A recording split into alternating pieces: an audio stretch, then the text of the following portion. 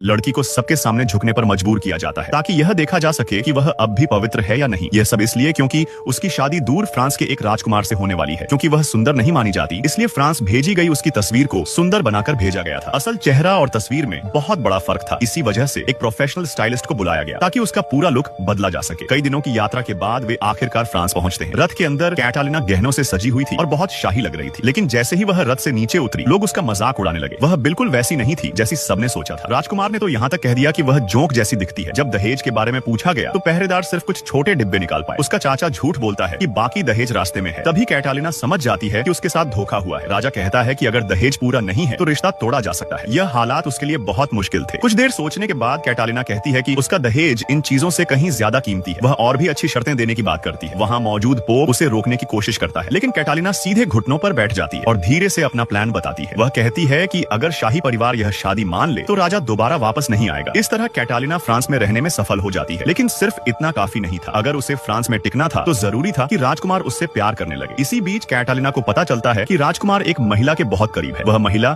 उसकी चचेरी बहन डायना थी। कैटालिना को देखकर राजकुमार उससे मिलने आता है, लेकिन हाथ में मौजूद तस्वीर देखकर उससे दोनों में कोई समानता नहीं दिखती। जल्द ही शादी की पहली रात आ जाती है। सबके सामने कैटालिना खुद पहल करती है और राजकुमार के और करीब आ जाती है। लेकिन जैसे ही सभी लोग वहाँ से चले जाते हैं, राजकुमार तुरंत अपना व्यवहार बदल देता है और कैटालिना को कमरे से बाहर निकाल देता है। यह बात उसे बहुत अपमानित महसूस कराती है।